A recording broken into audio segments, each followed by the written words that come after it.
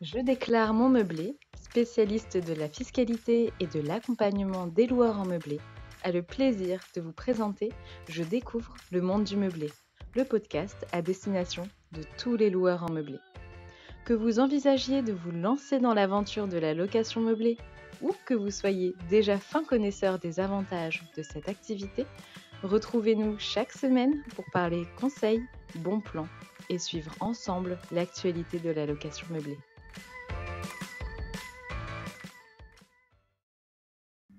Bonjour à toutes et à tous. Dans cette nouvelle série, nous allons nous pencher sur une période capitale pour les loueurs en meublé. Qu'il s'agisse de démarches à entreprendre ou de questions liées à l'imposition et à la déclaration d'impôts, l'arrivée du printemps apporte avec elle de nombreuses échéances pour les propriétaires bailleurs de logements meublés que nous évoquerons ensemble tout au long de cette série.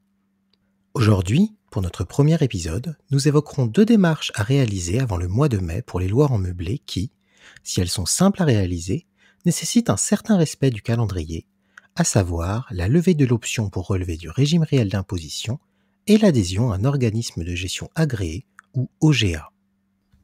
Commençons tout d'abord par la levée d'option pour le régime réel. Cette démarche concerne les loueurs en meublé qui relèvent du régime micro-BIC et envisagent de passer au régime réel pour déclarer les revenus qu'ils vont percevoir en cours d'année.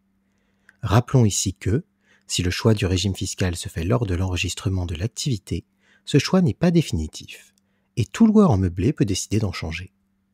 Dans la plupart des cas, le changement opéré se fera dans le sens d'un passage du régime micro-BIC au régime réel. En effet, le régime micro-BIC est bien souvent le régime fiscal choisi par défaut par les loueurs en meublé lors de leur enregistrement. Et s'il est très simple à mettre en place, il n'est bien souvent pas le plus avantageux pour les propriétaires. Très certainement à plus forte raison depuis les changements opérés suite à la loi de finances 2024 quant au régime micro-BIC en location saisonnière.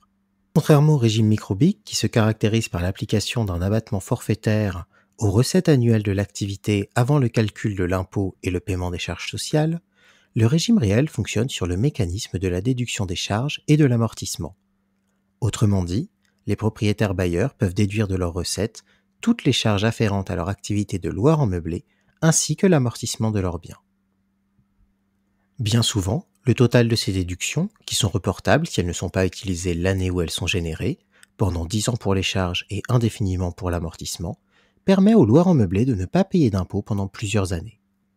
Dans certains cas, relever de ce régime ne sera pas un choix, comme lorsque le logement loué est en indivision, ou lorsque les plafonds pour bénéficier du régime micro-BIC sont dépassés, plafonds qui sont aujourd'hui de 77 700 € pour une activité de location de longue durée et de 15 000 € en location de courte durée depuis la loi de finances 2024. Dans tous les autres cas, tout loueur peut relever du régime réel, peu importe le montant de ses recettes annuelles, mais cela suppose une démarche proactive qui prend la forme d'un courrier de levée d'option envoyé à l'administration fiscale.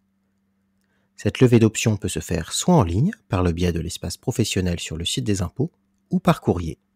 Cette démarche, particulièrement simple, doit toutefois être effectuée avant la date de déclaration des revenus de l'année fiscale concernée par le changement.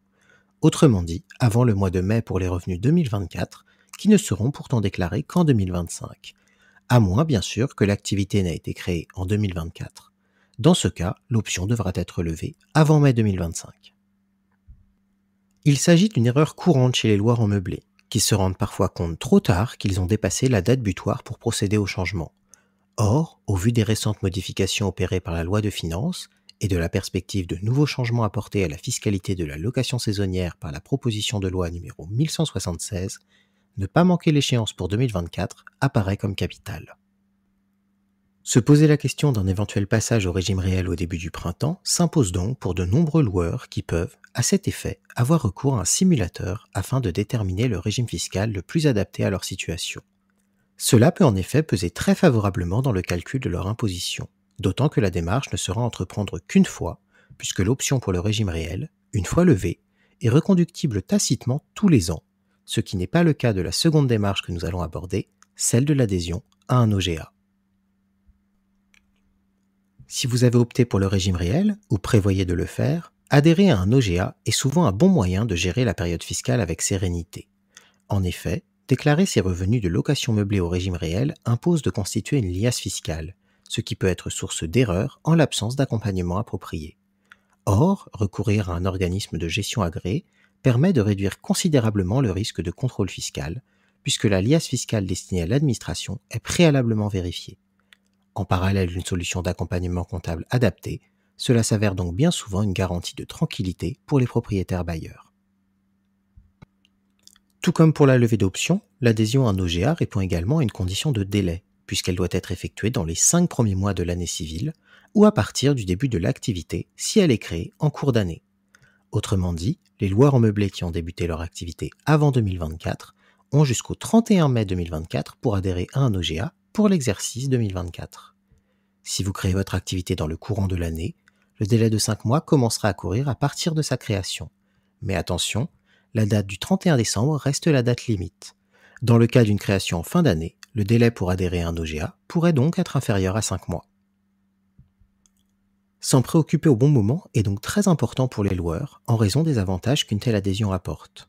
Quant à son coût, il est nécessaire de garder à l'esprit que, lorsque le choix du régime réel est réalisé de manière volontaire, et à la condition d'être résident fiscal français, adhérer à un OGA permet de bénéficier d'une réduction d'impôt sur le revenu global équivalent à 2/3 des frais de comptabilité et d'adhésion à l'OGA, dans la limite de 915 € par an. Le dernier tiers peut, quant à lui, être déduit au titre des charges pour les loueurs ayant opté pour le régime réel. Dans le cas d'une indivision ou d'un dépassement du seuil du régime microbique, la réduction d'impôt sur le revenu global ne peut s'appliquer, mais il reste alors possible de déduire l'intégralité du montant de l'adhésion à l'OGA de son résultat fiscal pour l'activité de location meublée en tant que charge déductible.